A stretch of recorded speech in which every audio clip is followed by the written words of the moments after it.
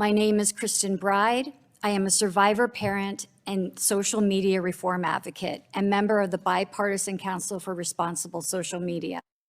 I am testifying here today to bring a face to the harms occurring every day resulting from the unchecked power of the social media industry. This is my son, Carson Bride, with the beautiful blue eyes, an amazing smile, and great sense of humor, who will be forever 16 years old. As involved parents raising our two sons in Oregon, we thought that we were doing everything right. We waited until Carson was in 8th grade to give him his first cell phone, an old phone with no apps. We talked to our boys about online safety and the importance of never sending anything online that you wouldn't want your name and face next to on a billboard. Carson followed these guidelines. Tragedy still struck our family. It was June 2020. Carson had just gotten his first summer job making pizzas, and after a successful first night of training, he wrote his upcoming work schedule on our kitchen calendar. We expressed how proud we were of him for finding a job during the pandemic. In so many ways, it was a wonderful night, and we were looking forward to summer. The next morning, I woke to the complete shock and horror that Carson had hung himself in our garage while we slept. In the weeks that followed, we learned that Carson had been viciously cyberbullied by his Snapchat friends, his high school classmates who were using the anonymous apps YOLO and LMK on Snapchat to hide their identities. It wasn't until Carson was a freshman in high school that we finally allowed him to have social media, because that was how all the students were making new connections. What we didn't know is apps like YOLO and LMK were using popular social media platforms to promote anonymous messaging to hundreds of millions of teen users.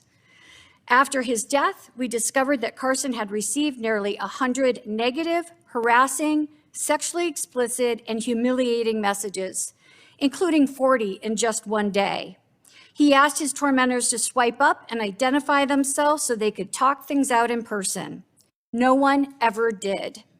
The last search on his phone before Carson ended his life was for hacks to find out the identities of his abusers. Anonymous apps like Whisper, Sarhaha, and Yik Yak have a long history of enabling cyberbullying and leading to teen suicides. The critical flaws in these platforms are compounded by the fact that teens do not typically report being cyberbullied. They are too fearful that their phones, to which they are completely addicted, will be taken away, or that they will be labeled a snitch by their friends. YOLO's own policies stated that they would monitor for cyberbullying and reveal the identities of those who do so. I reached out to YOLO on 4 separate occasions in the months following Carson's death, letting them know what happened to my son and asking them to follow their own policies. I was ignored all 4 times. At this point, I decided I needed to fight back. I filed a national class action lawsuit in May 2021 against Snap Inc., YOLO, and LMK. We believe Snap Inc. suspended YOLO and LMK from their platform because of our advocacy. However, our complaint against YOLO and LMK for product liability design defects and fraudulent product misrepresentation was dismissed in the Central District Court of California last month, citing Section 230 immunity. And still, new anonymous apps like NGL and Send It are appearing on social media platforms and charging teens subscription to reveal the messenger or provide useless hints. I speak before you today with tremendous responsibility to represent the many other parents who have lost their children to social media harms. Our numbers continue to grow exponentially, with teen deaths from dangerous online challenges, sextortion, fentanyl-laced drugs, and eating disorders. Let us be clear, these are not coincidences, accidents, or unforeseen consequences. They are the direct result of products designed to hook and monetize America's children. It should not take grieving parents filing lawsuits to hold this industry accountable for their dangerous and addictive product designs. Federal legislation like the Kids Online Safety Act, KOSA, which requires social media companies to have a duty of care when designing their products for America's children, is long overdue. We need lawmakers to step up, put politics aside, and finally protect all children online. Thank you for this opportunity, and I look forward to answering your questions. Thank you, Ms. Bride. Ms. Emma Lemke. Hello, everyone. My name is Emma Lemke. I am originally from Birmingham, Alabama, but currently I am a sophomore studying political science at Washington University in St. Louis. I am humbled and honored to be here today.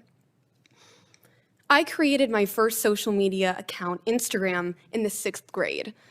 To me, as a 12-year-old girl to 12-year-old me, these platforms seemed almost magical. But as I began to spend more time online, I was met with a harsh reality. Social media was not magic. It was an illusion, a product that was predicated on maximizing my attention at the cost of my well-being. As my screen time increased, my mental and physical health suffered.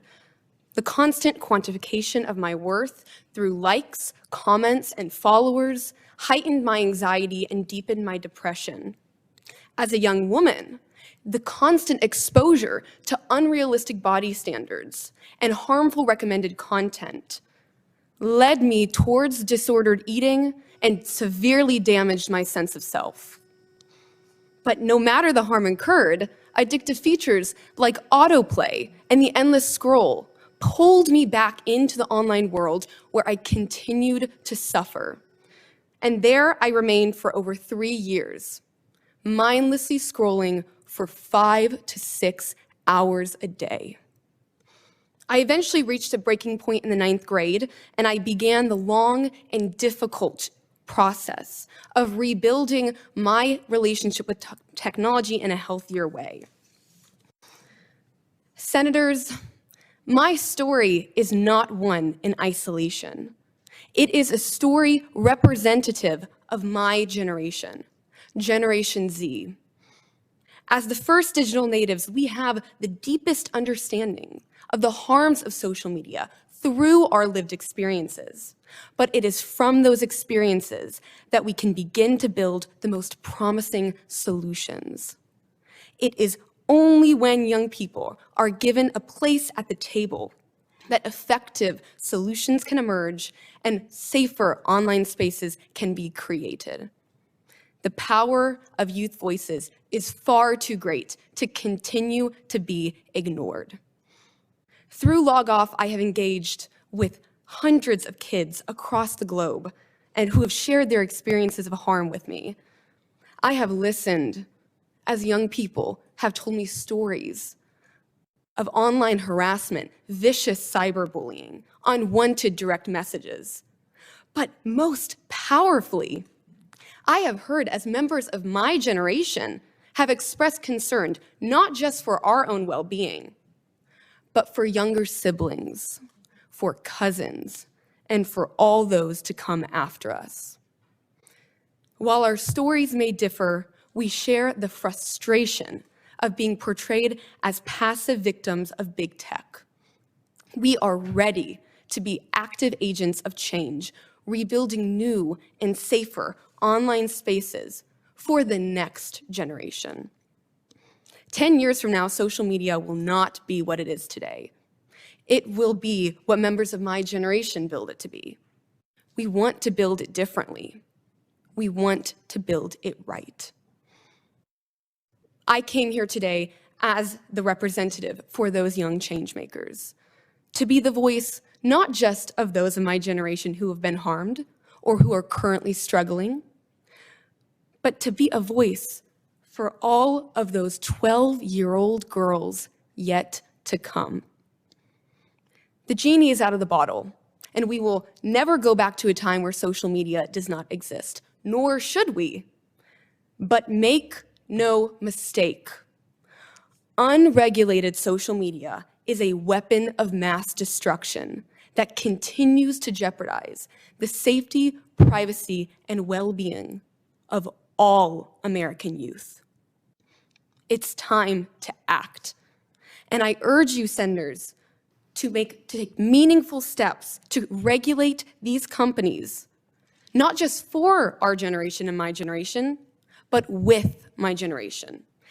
Integrating youth lived experiences is essential in the regulatory process in getting it right. Thanks for watching, and if you haven't already, please consider subscribing to our channel. And while you're at it, please leave us a comment. Thank you for watching.